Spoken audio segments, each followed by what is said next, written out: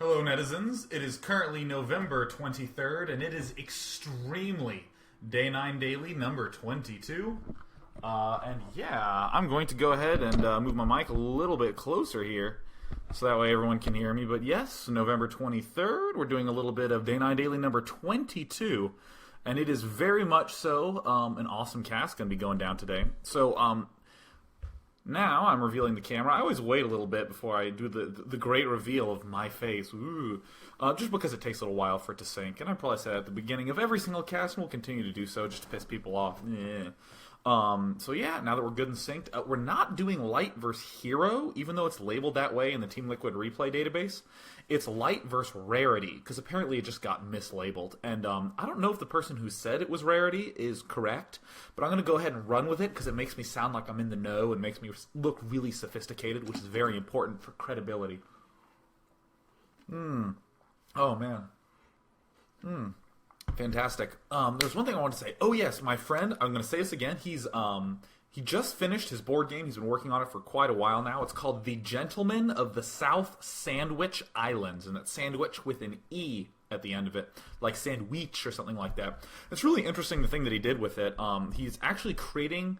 So the game's entirely his. All of it's completely from his own head. He even made up this big, elaborate backstory of it. And what he did is he actually created like a fake documentary that details the fake backstory about how people in the South Sandwich Islands actually played this game. And of course, it's totally all his. And it's really funny because a lot of people are looking at his game and being like, well, why'd you just repackage an old game? But he didn't. He just made it up. He's very sophisticated, very clever. Go to my blog and find out how you can donate money to help him on his little dream path there. But without further ado, let us dive right into a matter of things, such as Day 9 Daily number 22. Switching on over to the screen. We're going to go ahead and do a little Fast Ninja analysis of Heartbreak Ridge. We like this map. The most significant thing, I think, to note of Heartbreak Ridge are two things. The first one is the fact that it is a circular dynamic to the map. There's no center. I mean, okay, there is a center. I mean, you got me there. But really, there's no movement through the center for the most part. It's either at the bottom lane or along the top lane. This makes counterattacking. Counterattacking, if you're doing something like... with Zerglings and Lurkers and Defilers in particular, can be a real pain in the ass to deal with that. So that's the first big thing. The second big thing is the fact that it's a pretty open map, so it's very difficult to get a fourth gas. Let's pretend we're over here. So we take our natural, naturally, and then we end up moving up here to our third, or sometimes our second natural, as we'd call it. But so these three bases are reasonably easy to take, but really the fourth gas sucks, you know, like we can go all the way over here, but then it's close to our opponent's base, and we have to worry about defending this top lane. Or even if we go here to stay on our half of the map, it's very easy for our opponent to wander right over there. That's actually why a lot of players, so again, pretending we're here, that's why a lot of players opt to take here first, just because it's the only reasonably easy thing to defend. We can guard this spoke to protect our third, and then we move up to this spoke when we want to defend our fourth.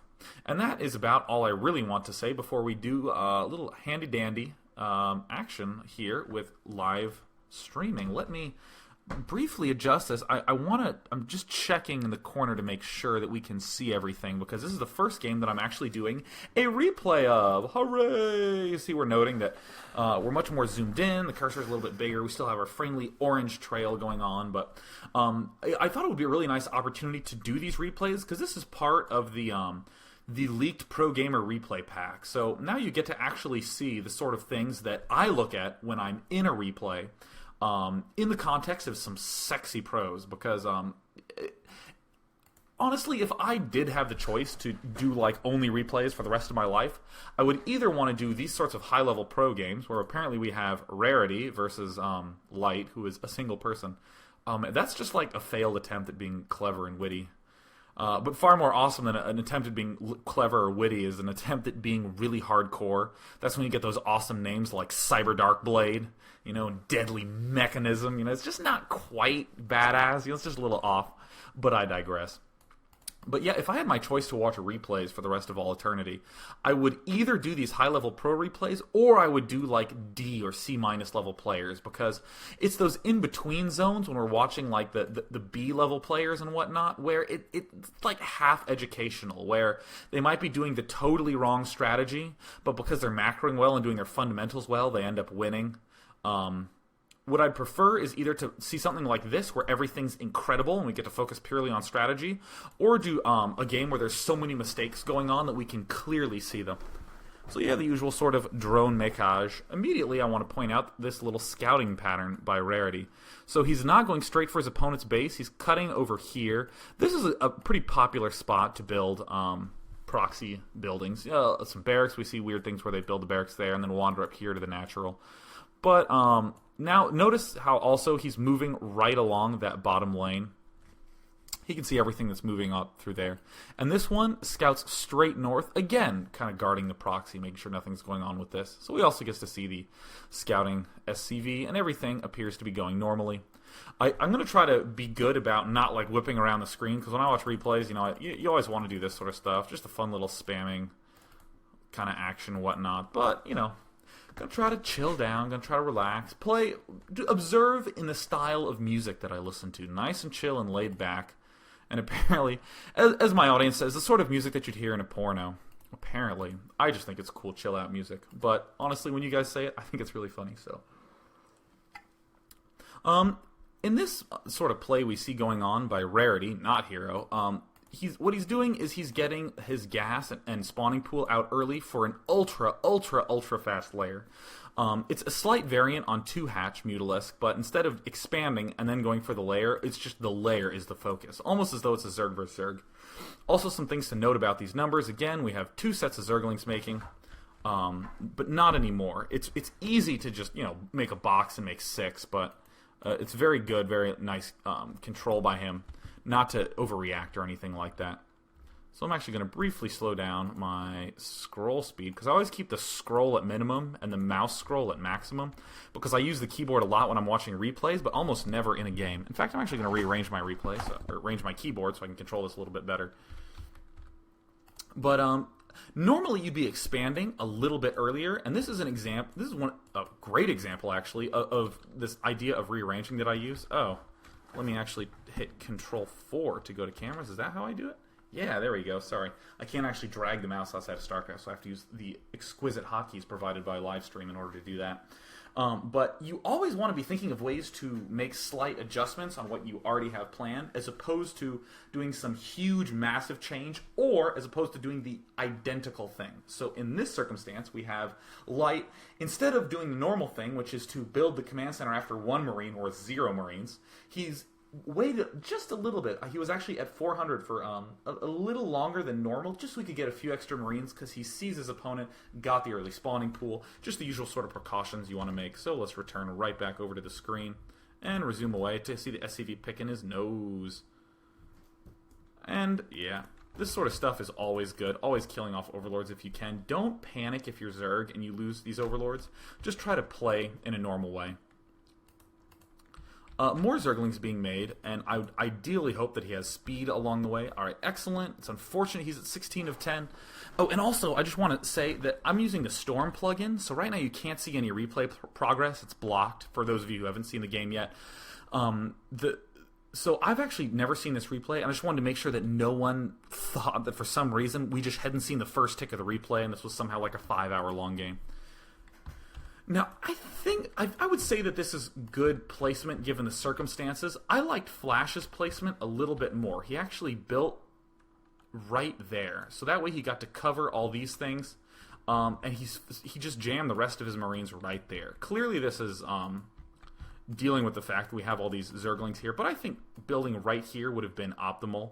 And if he was really super freaking out, just building a supply depot there would have been fine. Seems reasonable. So this is the sort of thing that you want to worry about. 4 Marines in the bunker. I would prefer 2 Marines in the bunker, 1 Marine in the bunker, and all the rest of the Marines right there. You just need to get the Zerglings not to go for the SCVs, but you don't really need to just throw all of them in there. That's a pretty important thing to note. Anytime you really have a bunker anywhere, is that it doesn't need to be full. A lot of times it's important just to have something in there as opposed to all sorts of stuff. And we see the usual harassment going on. Now, immediately I want to say, alright, is Zerg on his route to doing things? Okay, excellent, fantastic, everything seems to be in order. Something that's nice to think about as Terran, a lot of times you'll be in this spot, and because you don't plan to have Zerglings get into your base, your timing can get a little bit thrown off. So, we should try to time things based upon when our buildings are done. So for instance, this command center is almost done. And what I would say is, if I were watching this replay, if this were my replay, I'd say, okay, when my command center is almost done, my opponent's spire is 2/3 of the way done. So great. I don't need to waste any scan. I don't need to scout. I don't need to do anything at all. I just say, hey, if my opponent goes for an early spawning pool and an early extractor, and I go for this slightly delayed command center, about the time when this is done is almost when the spire is done. It's when the spire is around 2/3. So that's a relative timing. Timing not based on food or anything like this. You don't even have to worry about getting thrown off or missing SCVs as long as you remember this fundamental timing of this command center. You can glean a lot of information on what your opponent's doing just from knowing the timing of your buildings and what his opening was. And these are super fast Mutalisks. Look at this. 5 minutes and 30 seconds into the game. Incredibly fast Mutalisks. Very cool to see. And see, now we're starting to see a little bit more of why I dislike this placement. If we build it here, we don't need all these Marines covering these SCVs. And we can take all these Marines and just throw them right there. Little stuff like that is what I'm looking for. Now, when I'm watching my own replays, I'm constantly looking at... Actually, I generally watch my replays once, but... if I'm watching them multiple times, the first time I almost always constantly check to make sure my macro is low, and also constantly make sure that my opponent's macro was low, to make sure his money was very close to zero all game long. Because if that's the case, then I know, I'm actually going to pause to talk about that a little bit, if that's the case, then I actually know that my strategy was good or bad, or whether I should make any adjustments. So for instance, let's say I conceive of some unbelievably brilliant, sexy way to play on Longinus, which is a very sexy map. And I test it, and I smash my opponent. I'm going, okay, that's good. If I rewatch the replay, and he had like 1,200 minerals, I'll be like, ooh, maybe my build isn't so good. And what I want to do is the exact same thing I did before, because I just don't know. I don't have enough data. I haven't researched it enough. But let's say that actually I'm thinking of a profoundly sexy way of playing that I developed on Longinus that I actually started testing out against a very strong Brazilian player back in the day named Odin.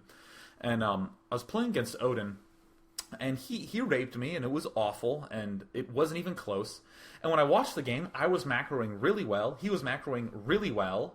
And therefore, it was completely clear that, wow, this is a bad way to play. And when I changed it, did something more standard, something less sexy, something icky, but still very strong, I kept my money down to zero, as did he, and I was winning way more easily. And I was like, oh, okay, clearly this strategy is better suited for this map. And that's a very important thing to do anytime you're watching your replays is, I mean, everyone says watch replays to make adjustment and to learn, but you don't want to be adjusting if your opponent's played horrifically, because really, you don't know how much you can get away with.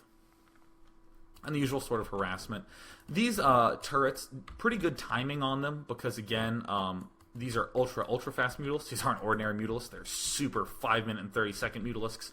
But still, Light's timing was very, very good. Got these turrets out in time. It doesn't have as many barracks as he normally would. Normally we'd have 3, and normally we'd be getting a little bit closer to a factory around now against more standard plays.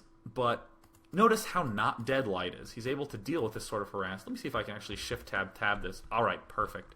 I almost always try to watch games with Shift-Tab, and also watch my own games with Shift-Tab.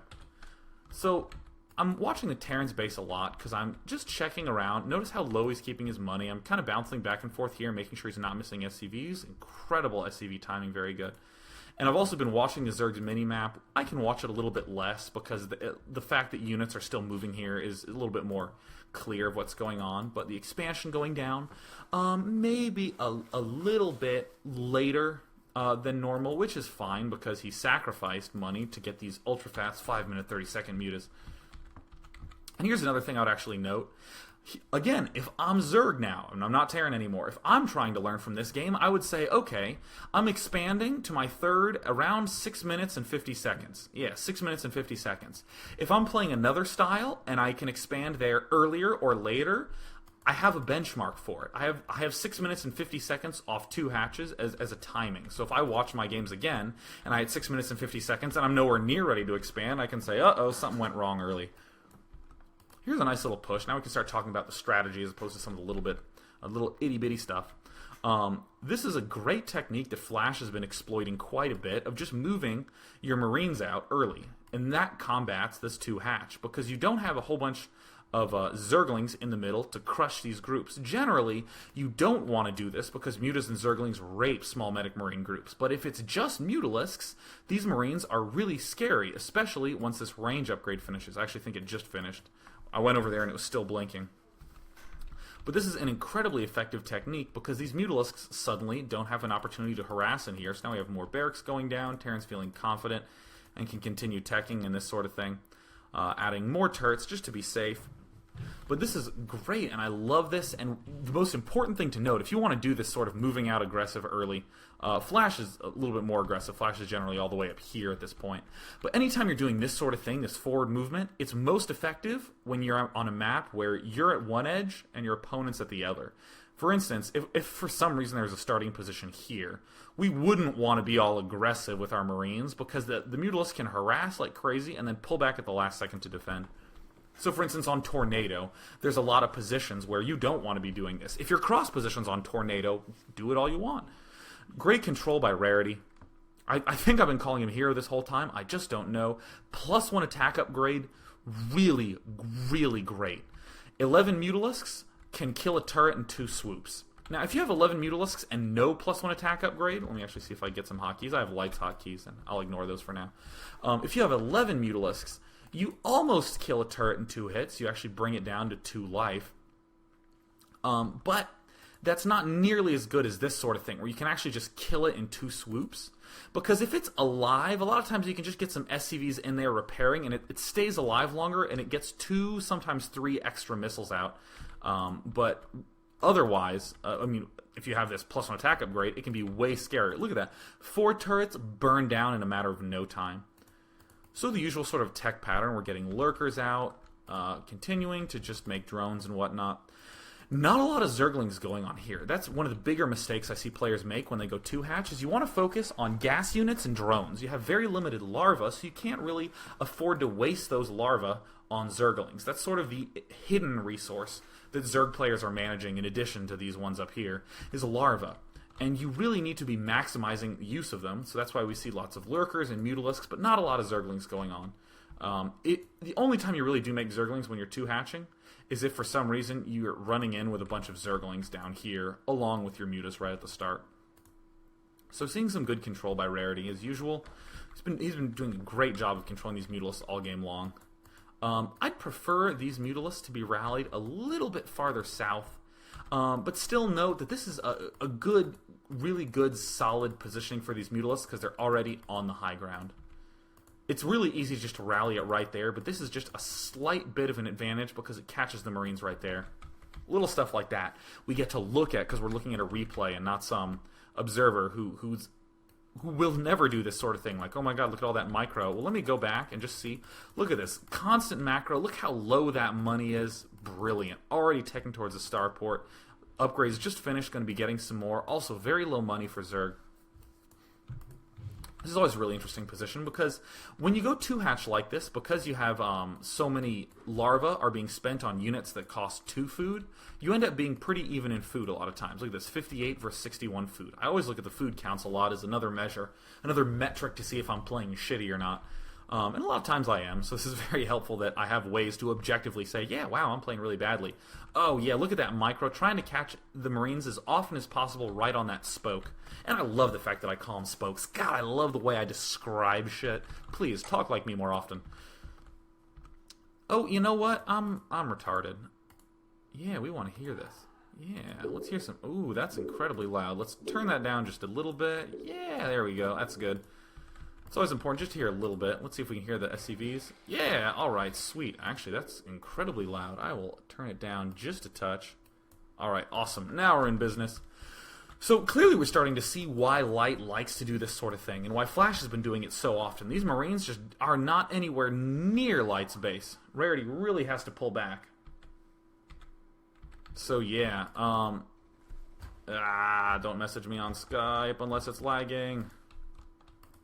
So yeah, Usual sort of micro going on. And see, look at that. Look at that. One mistake. I can't rewind because we're watching a replay. That's the one advantage YouTube has. But we have these Mutalisks coming in here, and just one slight mistake just murders them. That's the one issue you got to deal with whenever you're doing 2-hatch, is whenever you have these Marines running around, it's really difficult to be perfect all the time. So very good job, but good timing by Rarity. Look at this. This is why we get these Mutalisks, or excuse me, these Lurkers around now. We actually saw a very similar thing in the very first Day 9 Daily that was uploaded, I believe, which was By Hero against Flash. We saw Flash get about here right when By Hero got his Lurkers out. And what's significant about this is how little control Zerg has over the middle. I mean, let's just pause. Let's just look at this uninteresting bit of blackness. That way we can focus really on the minimap. No control here by Zerg. If Terran wants, he can move as much stuff up to this lane as he pleases. And also by drawing things up here, we have the potential to have a dropship move along down here, along this ridge. But we see a science vessel coming out. Nothing bad about that. Great supply depot timing. Getting a little bit behind here. But, I mean, this one's about to finish. We have another one here. We have a second engineering bay being built. Look how low that money is. Still, you know, we have these poor SCVs that are trapped, just starving to death behind the turrets. But very, very good macro. And also, let's just check the macro of Zerg. Very, very low. Keeping in theme of the gas units, we're going straight for Hive. We will get that 4th and 5th hatch later.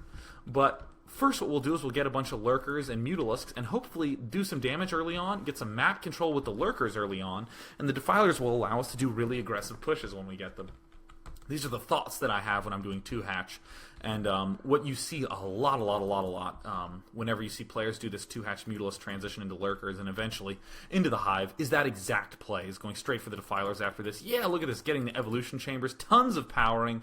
I love this choice of the Greater Spire. Absolutely love it. Guardians, in my opinion, are one of the most underrated units in all of StarCraft. It's a very, very easy, clean transition to make. Essentially, you say, hey, I really want to push with these Lurkers and Defilers, but all I have are Mutalisks. I don't have enough Zerglings yet. And with Marines here and here, it's going to be a real difficult time.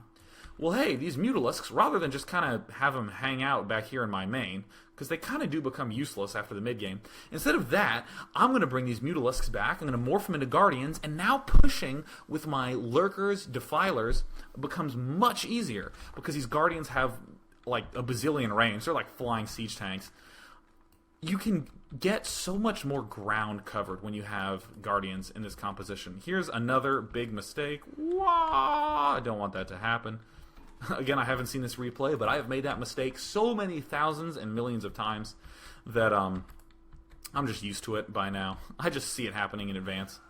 I'm noticing I'm pausing a little bit much. We're only 13 minutes into the game, and this has been going on for 23 minutes, so I'll try to pause just slightly less.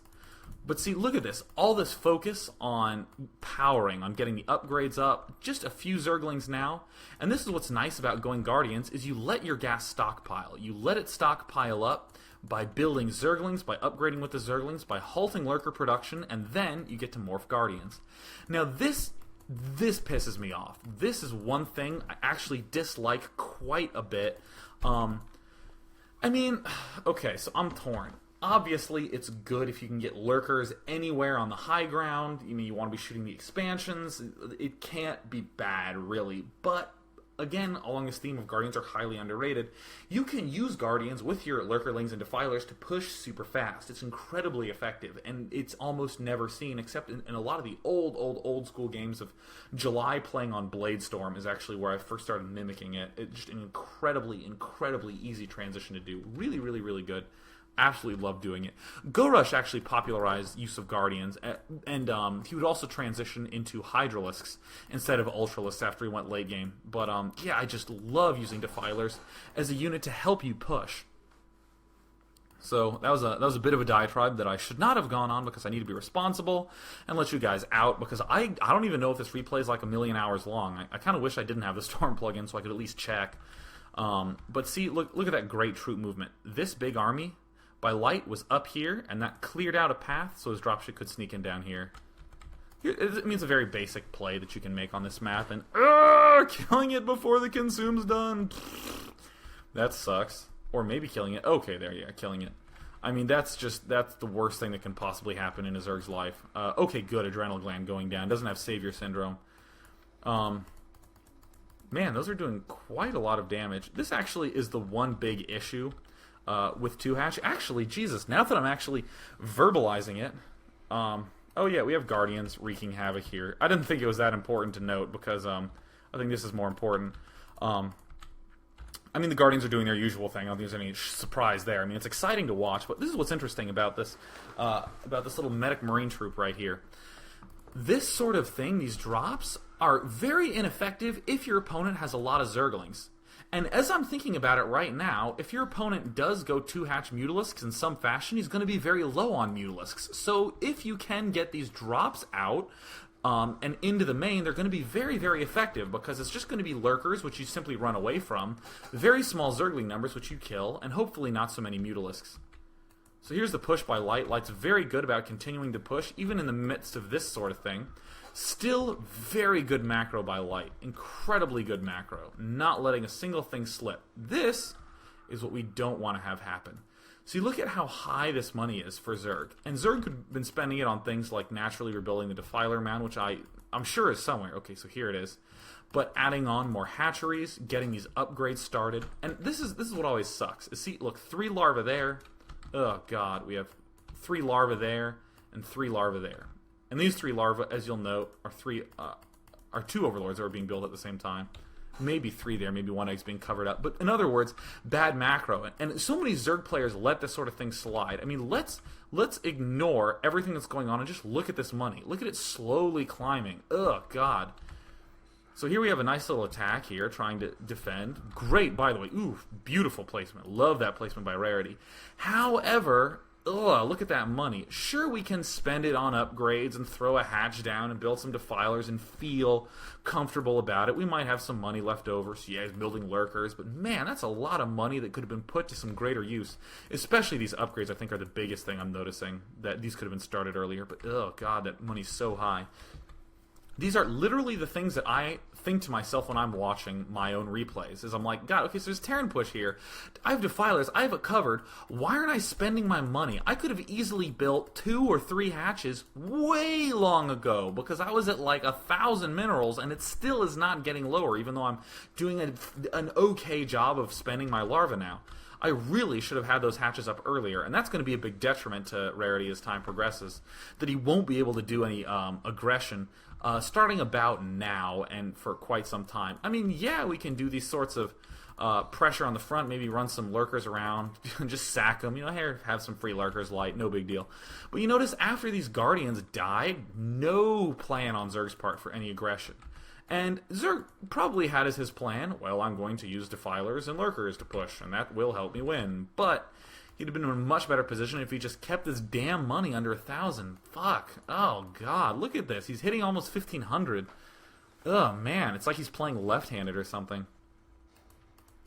I mean, we have the upgrades coming out. This is very good. Oh, yeah, and by the way, never succumb to Ultralisk Syndrome, which is, man, I sure have a lot of money. If I just got an Ultralisk Cavern and hit the U button a bunch of times, I'll have spent my money. Man, I'm a good player. Not so good. We don't want to fall into Ultralisk Syndrome and convince ourselves that we have bad macro because we can hit that U key a bunch of times.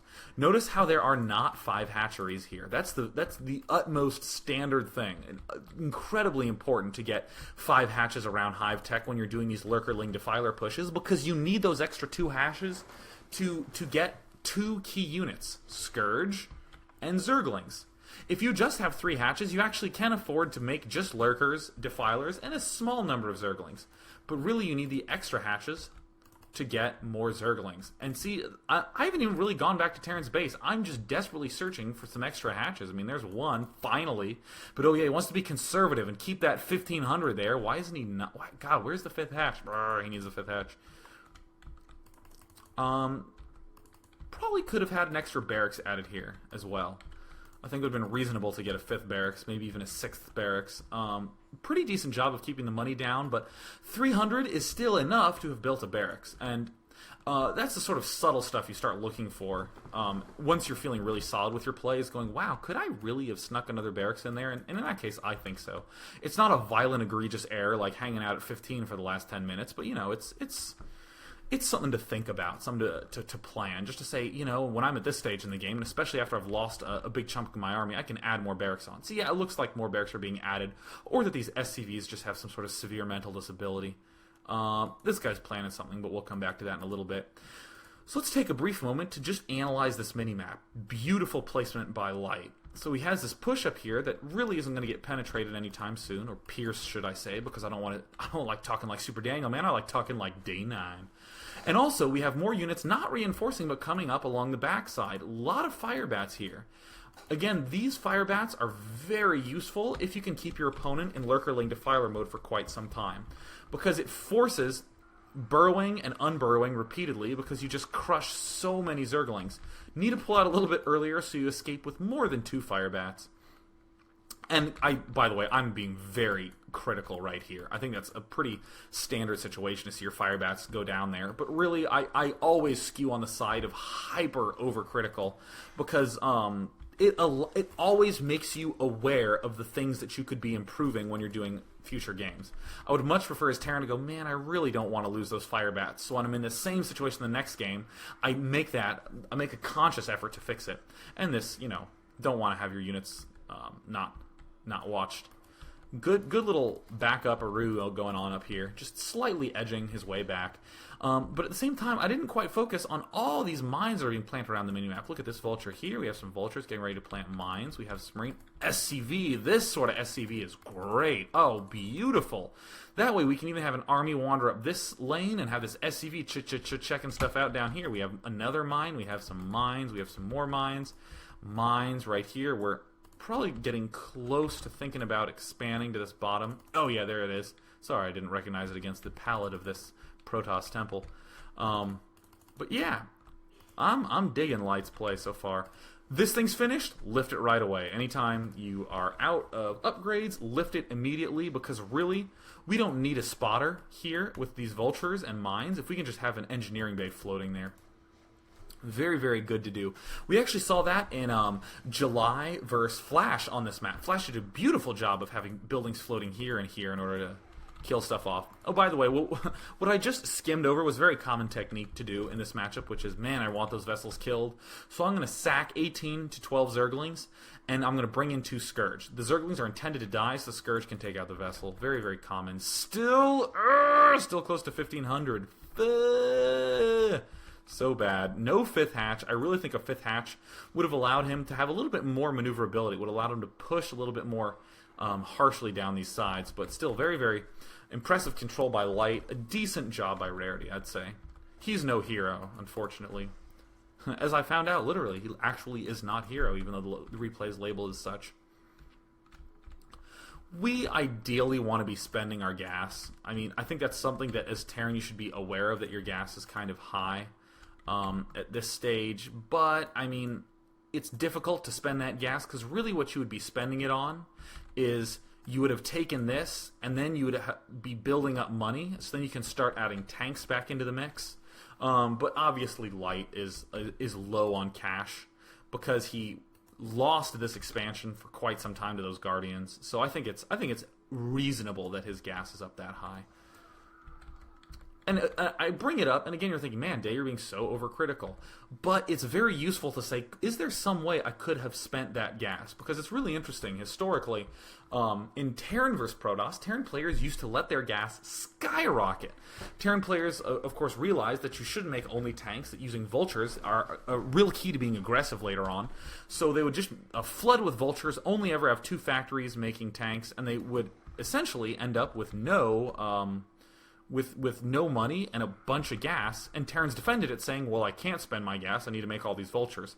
Then we had Flash and friends figure out ways to get upgrades in order to maybe spread his army out a little bit more with tanks in there and get science vessels, and now we have gas being spent throughout the entire game in Terran vs. Protoss. And again, just thinking of more creative ways to spend that sort of money. Beautiful job. Look at this great positioning by the engineering bay.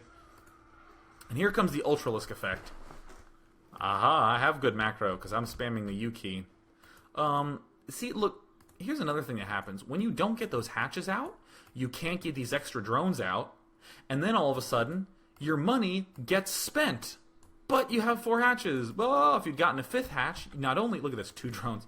If you'd gotten a 5th hatch, not only would you be able to saturate these minerals a lot more easily, but you would be defended in the exact same capacity, and you'd be set up better for the later stages of the game. Really important to get those out. Oh yeah, mines, doing the good benefits. Really good by Rarity not to attack until he had that carapace. You definitely want to be on the run until you have the carapace upgrade. But look, really only drones here, and drones here, and here. So, this, I'm going to pause because this is just so important. This is such an important thing to say that I'm going to get really close to the camera to say it. When you're in this guy's case, Rarities, and you're looking at your base and you're going, my god, I don't have any drones. And a lot of players who watch this replay say, man, that guy has no drones. The solution is not, he should build drones now. The solution is, he should have set himself up earlier so that he has drones now. The solution is always way in the past, almost always way in the past in any strategy game.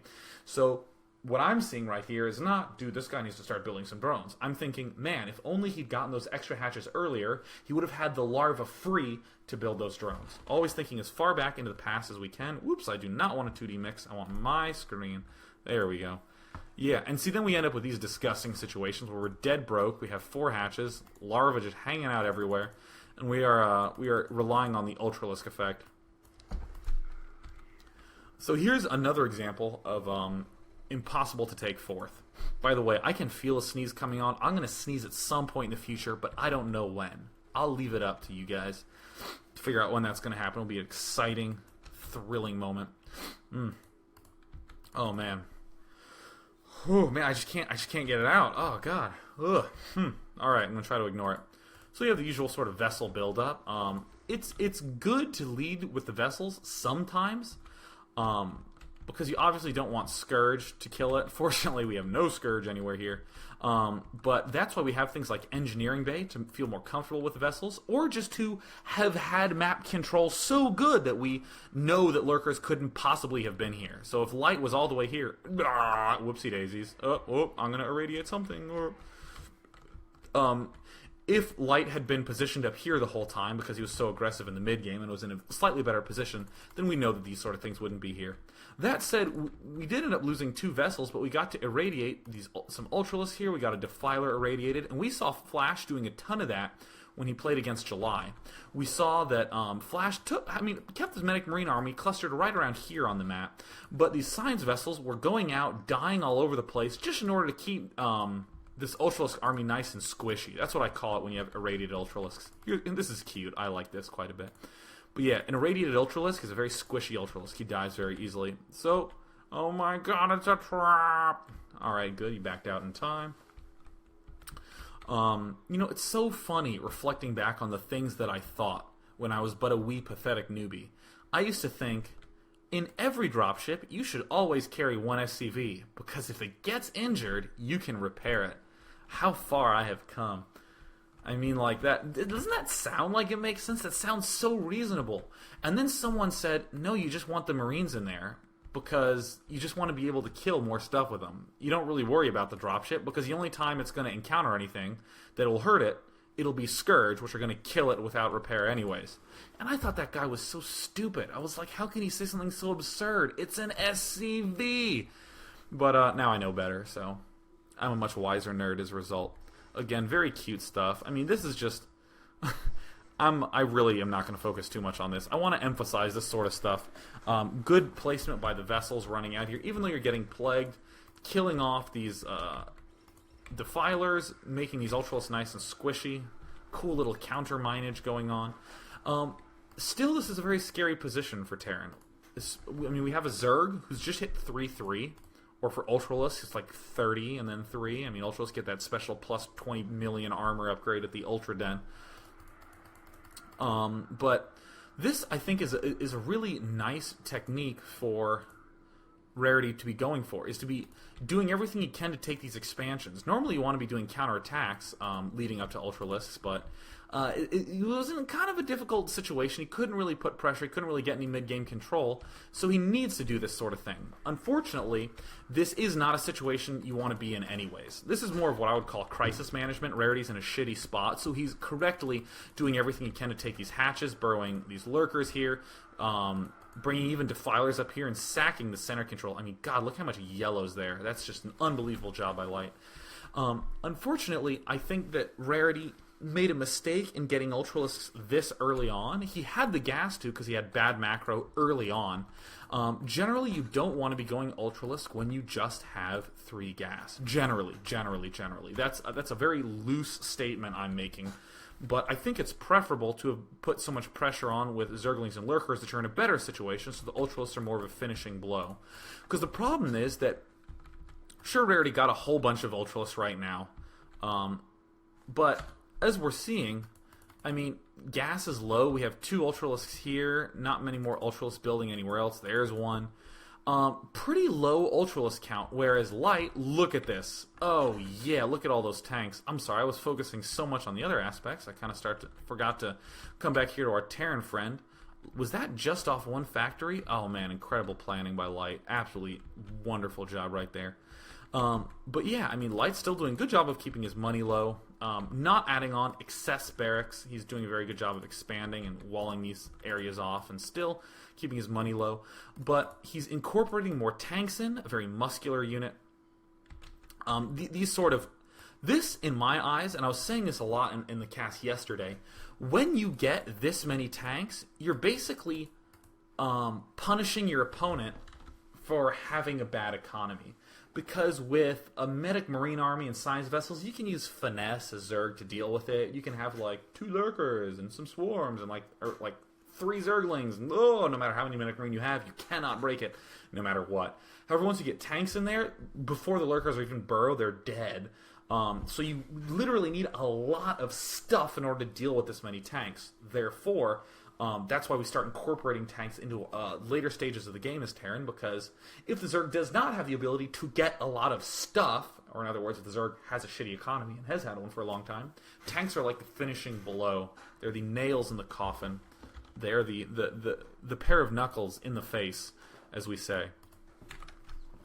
Oh yeah, I started thinking about these Ultralisks. Not a lot of Ultralisks going on, and part of the reason why we don't get Ultralisks on 3 gas is these vessels become just brutal. Oh my god, if the Terran has any reasonable number of vessels, he can irradiate every single one of your Ultralisks, and even if you do get the Scourge to kill the vessels off, suddenly this means that you have less gas to build Ultralisks, so you have a smaller gas, or a smaller Ultra count anyways. Really good job by Light doing this sort of thing. And then you're just in an incredibly unhappy position. You really need slightly more resources to comfortably go Ultralisks. Again, a very loose statement I'm making, but I'm still going to make it because I think it's important.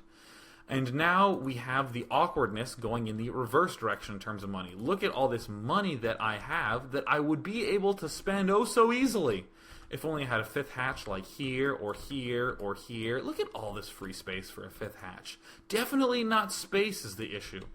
It's clearly Rarity's forgetfulness, probably panicked in the situation, and then this happens a lot of times in games that you just kind of get used to your setup and you don't think critically about it. You don't take a brief moment in time just to say, is this bad or not? And look how futile this is going to be. We already have 1 squishy Ultralisk popped. Any number of irradiates are going to make the rest of these Ultralisks very squishy. There's not much that Rarity's going to be able to do about it. Honestly, this game's been going for 30 minutes. It looks cool. It looks fancy. We have all the stuff going on. We have Terran suddenly only mining from the south side of the map. Here's a clump defending this ridge. We have this expansion going on here. It looks semi-dramatic, but I would say fairly clearly Zerg is not going to win. Unless, of course, he does win, in which case I was wrong, but I cannot conceive of a situation where that's even possible. Right now, we have crisis management for Zerg. What can Zerg do? Probably maybe get some drops. Maybe drops are reasonable because, hell, we're trying to defend this with our lives anyways. Wouldn't it be great if we could send units, defend, and just dump right here? You don't even need a ton of units. If you can just get 8 to 16 Zerglings in here to kill off these supply depots, you're in just Happyville, USA. Or South Korea. I know I always say Happyville, USA. I apologize. And what's increasingly awkwarder and awkwarder about Zerg's position is, look at this. Depleted. Depleted. Depleted. Nothing but Zerglings and a handful of Ultralisks. And really, it's Zerglings, and soon it's just going to be Defilers, against tanks, Medic Marine. Look how many tanks there are here. Oh, yeah, and I love that placement, too. Nothing's coming down this lane and staying alive. It allows your Marines to move up here and then to retreat down here and allow these tanks to put the hurt on to administer a little bit of pain. Continuing to drop. This is, I guess, I would call this drop a formality. We're continuing to abuse Zerg by drawing his forces back here to allow us to push back up. I mean, notice that timing. He moved right with his army, which cleared this lane out for the dropship, and it makes this push even more scary because units are tied back. I'm going to speed this up to ×2 because at this point I don't think there's anything particularly interesting to say. There's this sort of stuff that can happen. Look at this great vessel movement. No fear with the vessels, because what are you worried about? You just keep replenishing them. You just want to keep these Ultralisk numbers as close to 0 as possible and as squishy as possible. I'm just going to keep saying that word because it's fun. I mean, even here without many irradiates, it's just nothing that Rarity can do. Yeah, look.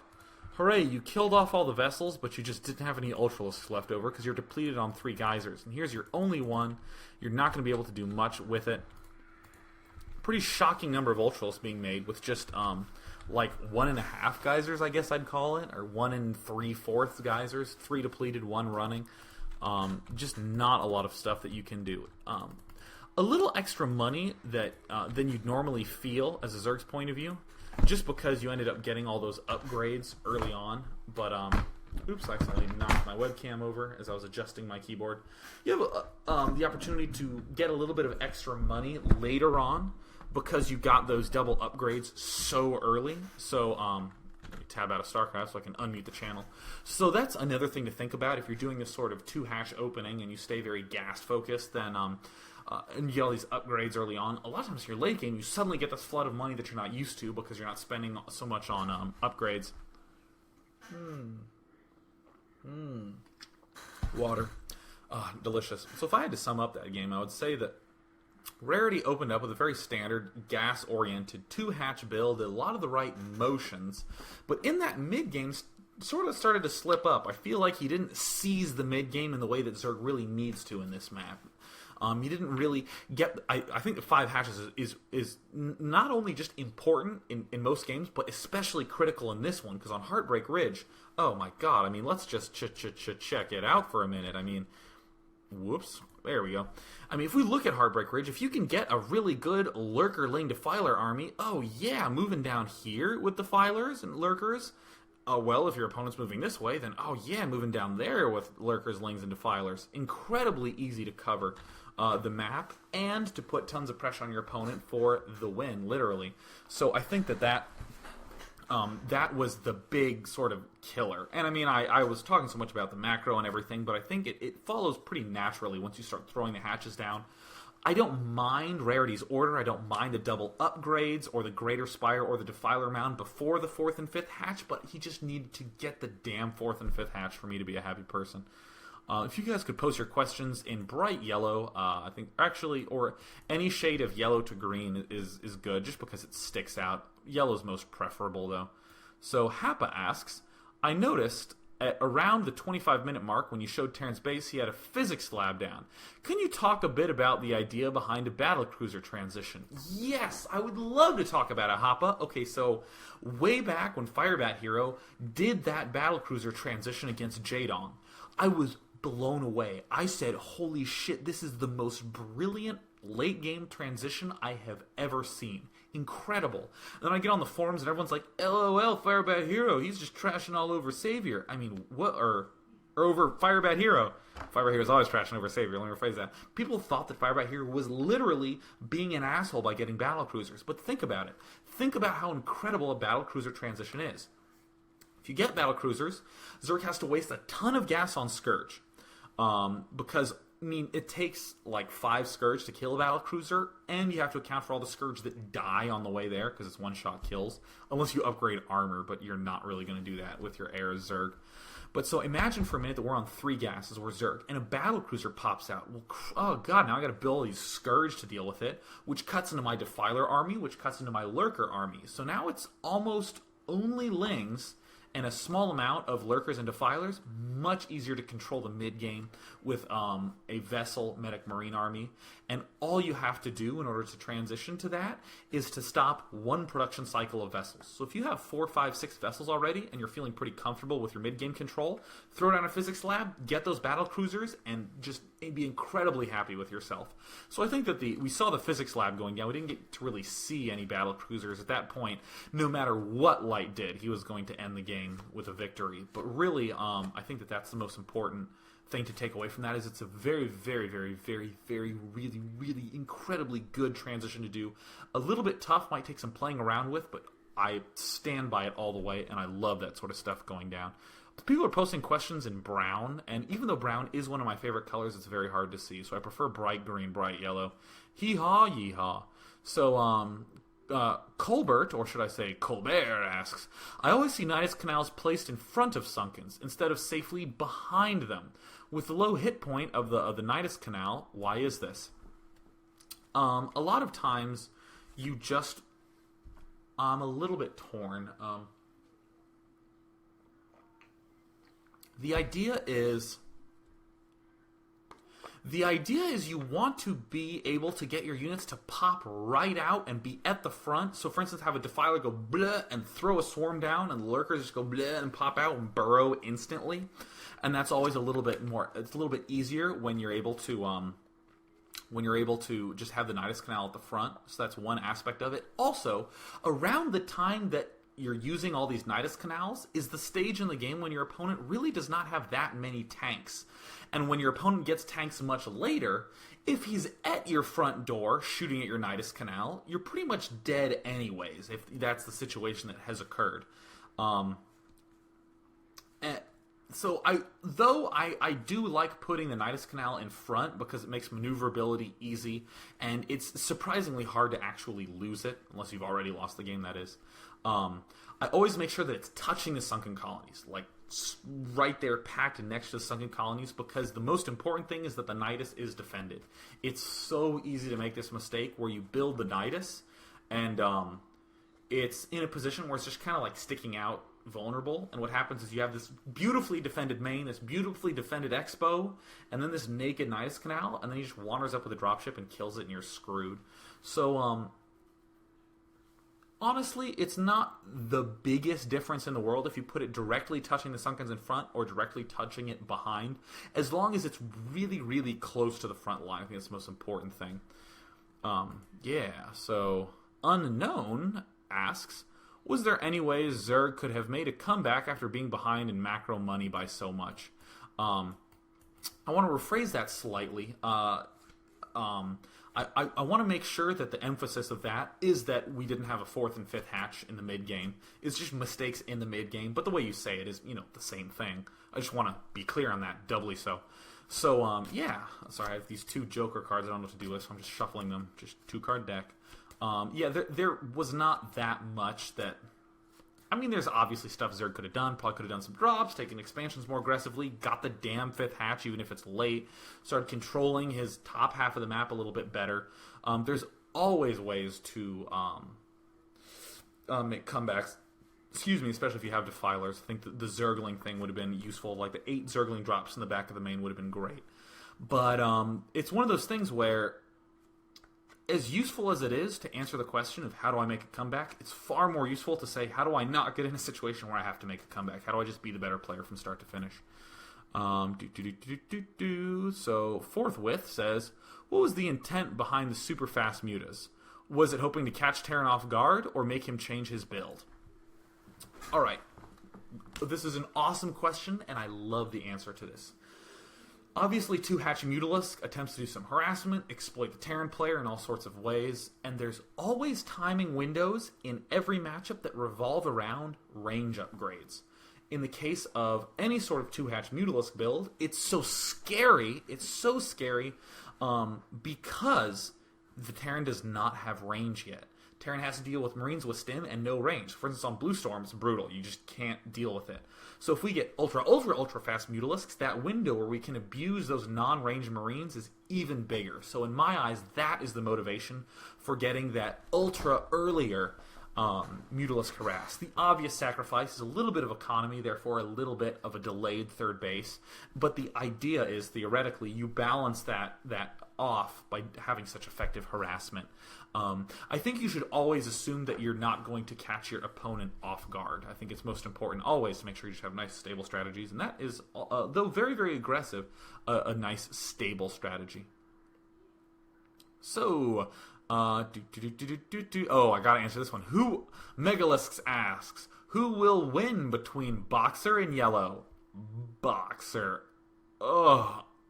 Oh, yeah, Boxer. Oh, man. I mean, I know Yellow's Zerg, and I know I play Zerg, and I know you guys are asking questions in Yellow, but Yellow's going to lose tonight. Boxer's the man. I love Boxer. He's so awesome. All right, cool. So, I'm going to ask the question from Zerg Needs Food.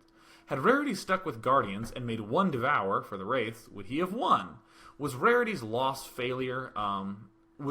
Rarity's loss a failure to properly fight Light's tech? So to answer the Wraith question, a Devour doesn't really kill the Wraiths. It helps with cloaking, but Devours are really slow attacking units. They're support units. They help your other stuff do well, but they're not the thing you want to do well. And I'm actually going to briefly come back to Devours in a minute. What I think would have been a nice choice to do was actually to use the Guardians to just push just right across the map. Let's actually go over and look at the screen. If we just had Guardians morphed here instead of down here, if we had the Guardians morphed here and we had the Lurkers and Defilers, if we just suddenly have Guardians right here and we have some Lurkers burrowed here, not even having to move up, but just burrowed here and Lurkers burrowed here, this army just gets smashed. Oh man, just feels the pain.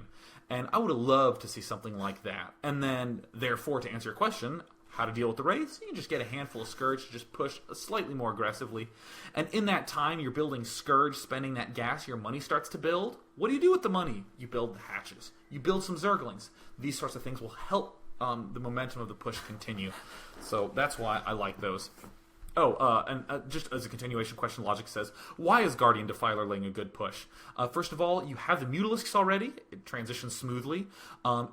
If you've powered really hard and then you're starting to build up Lurkers, you need some Zerglings eventually, so you start making Zerglings, so now your gas is building up. What are you going to spend it on? Guardians and Defilers. It's a really, really good balance of just all the of your money. And in terms of a pushing force, normally when you have a Lurker Ling Defiler army and you want to move it forward, you kind of have to move it forward and burrow, and then you have to wait for some more swarms to come, and you have to lift up, move forward, burrow. When you get the Guardians, the pushing is way faster. You guys should try it. Actually, just go to a friend, start playing, call them up, be like, dude, just do everything normal. I'm going to Lurker Ling Defiler Guardian push. Do that. And it's incredible how effective it is. And it's so easy. And you feel so cool, because Guardians are a very cool thing to do. And I'm going to come back to Devours at the end of the cast, because this relates more to Zerg vs. Protoss, which, as you'll note, did not quite happen in this cast. But, yes, I really, really, really want to come back to that. So we have a flood of questions, so I'm going to try to get more from people who I haven't asked, who haven't taken questions from before, because I have quite a few people who ask a lot of really good questions regularly, and my apologies to you fine question askers. So Traps asks, could the Zerg have used the Guardian timing to take a fourth, defended by perhaps Lurkers and a Guardian? Yeah, I think that's reasonable. I think the way I'd put it is, rather than having the Guardians hang out there to physically defend the fourth, the Guardians are used in the push to freak Light out, and Light gives up all this mid-game center control, and then the fourth is defended as a result of this aggression. A lot of times, Guardians are very useful for defending expansions, because again, they have range, and if we look, this is almost certainly what Traps is referring to. If you see right here, look at this rubble here and here. Very difficult to get to a Guardian position right there. Obviously, the issue is, can I defend that from Wraiths or Science Vessels, which is an inevitability. Oh, sorry. Last reason why Guardians are awesome, because you get them right at the point when your opponent only has 1, maybe 2 Science Vessels. So how's he going to deal with them? He's going to cry. And he's going to lose. Loving the Guardians. So scrolling down, trying to get some other things. Dr. Helvetica, one of my favorite fonts, I'd have to ask it.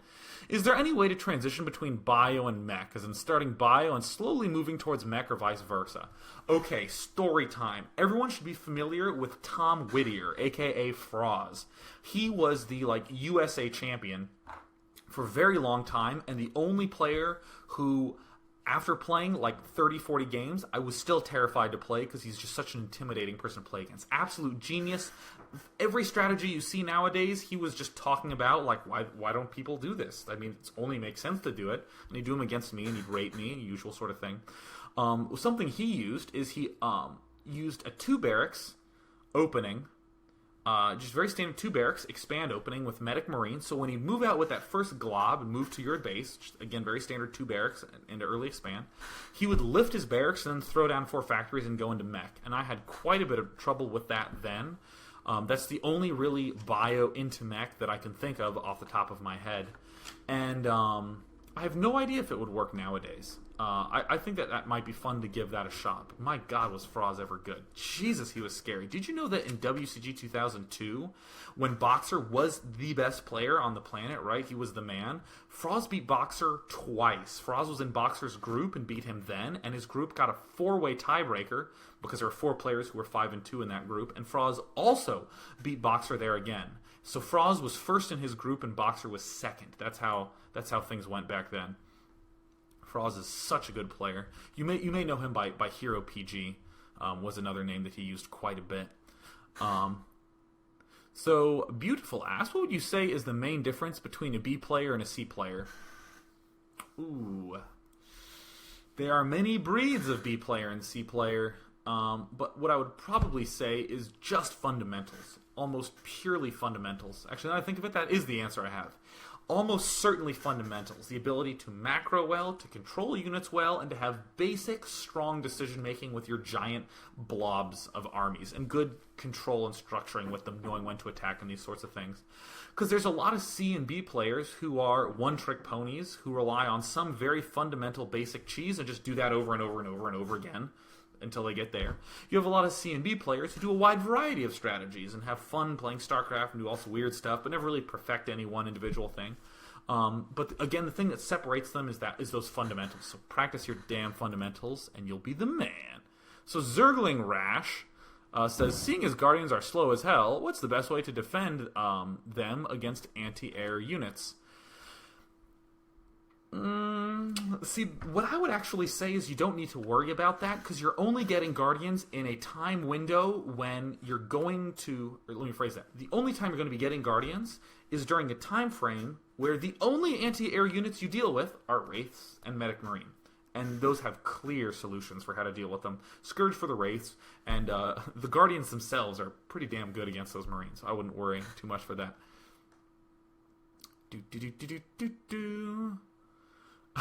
I like this question. Alright, so I'm going to say this name and I'm going to giggle. Ben Dover asks, how do you feel about pulling a Boxer and nuking Zerg's poor economy? I like nukes as a late game transition in the same way I like battlecruisers as a late game transition. I think I like battlecruisers a little bit more. Battlecruisers click a little bit more in my head, and because I've experienced them and experienced the terror of them, I know how much it sucks. But nukes, I think, are very, very strong, because there's a lot of times when you're bouncing back and forth between bases. This will happen more commonly on Eye of the Storm, much less on Heartbreak Rage, just because of its architecture. But on something like Eye of the Storm, you're bouncing back and forth between the Zerg's bases, and you can keep the Zerg in there. You're irradiating a ton of Defilers and Lurkers, and it seems like Zerg is barely holding on, but he's holding on, and you think to yourself, yeah, I don't think I'm going to break these anytime soon. You can just get a nuke, and you end up breaking the defense. I mean, what is he going to do? You can't Dark Swarm. You really have to run up straight up to the Ghost and try to take it out, but if you defend it properly and you position it properly, it's going to be a real hard time to deal with. Just briefly want to point out that on this map, it's a lot harder to use the nukes, because really, with these 3 bases, it's going to be a pretty small portion of land that you need to worry about. Whereas, for instance, if you're playing on Eye of the Storm, let's just imagine from where we're on Eye of the Storm, you have some expansions down here and expansions way over here. So if Terran's bouncing back and forth between these two locations, it's much easier to set up a spot in order to nuke. Going back to the camera. This is the last question I'm going to take by Frozen Marine. He appears desperate to do it because he just pasted it like 800 times in a row. Frozen Marine asks, how do you mentally doing it again. How do you mentally prevent yourself to overcommitting? I tend to overcommit to center control aggression and drops. What are ways to circumvent that mental error? First of all, suave use of the word circumvent. Very fancy. Actually, beautiful word. I love it. What I would say is a great way to prevent yourself from overcommitting is to try to establish precise times at which you do things. So a lot of this has to do with playing more and more. But let's say you're playing like 10 games a week, not very much. And when you move out with your mid-game push against Zerg, you kind of, that's when you start feeling this overcommitment urge. You know, you start moving with drops, just trying to be aggressive, trying to move around, and you start losing, right? It starts not going so well. What I would do is calm down a little bit and say, I am going to push here, and I am going to move to his other expansion at exactly this time, and then I'm going to move back. Like, create a set of times for yourself that might be shitty, might not, but make sure you have decided, have stated when you are going to be aggressive. Because once you make the statement of I'm going to be aggressive here, and you have stated I'm going to drop here, you get to look at your replay and say, is this statement wrong? How do I adjust this statement? It's a lot easier to do that than it is to just play and say, I want this idea to magically form in my head. It's going to gel a lot more slowly if you just try to play a lot and get a feel for it. Never do that. Just make these horrible declarations. Even if you find yourself laughing, like, I'm going to attack here, and here, and here, and wow, that third time is stupid, but just do it, because that is the easiest way to improve, is to state, this is what I'm doing. Even if it's good or bad, and even if you don't know, just make a decision, and then you're adjusting your decision. You have a thing you're adjusting. You're not trying to figure out what you're adjusting. So that is going to be it, I think. That is going to wrap up Day 9 Daily number 22 on November 23rd. Tomorrow we're going to take a look at the same map, yet another Terran vs. Zerg, because I love that matchup, and because we haven't done many Zerg games in a while. But we're going to be doing another game on Heartbreak Rage between Up Magic and Game-O, because that was nutty. That game apparently got one of the awesomest moments in esports. We got a shot of Game-O just going like, as he lost like all his Hydralisk to like a mine. So that was tubular. That was bejugular, which is a word I made up. It's spelled B-J-U-E-L-E-U-L-E-R. I'm going to start using it more. It's totally bejugular. It means fucking rad, so go ahead and use bejugular. But yeah, tune in tomorrow tomorrow's Tuesday. Tune in at 7 p.m. and tune in on Wednesday at 9 p.m. And next week, I'm going to start doing replays of low-level players. So if you guys would please be so kind as to start posting links to your replays and why I should look at them in the Day 9 Daily thread on TeamLiquid.net, I'd be happy to take a look at them and maybe select them for viewing for next week. We'll probably end up looking at 2 or 3 of those per time, but I'm going to keep stating those at the end of these. So yeah, if you're D or C or even B, go ahead and post in the thread and we'll check it out. That about concludes it. Peace out, everybody.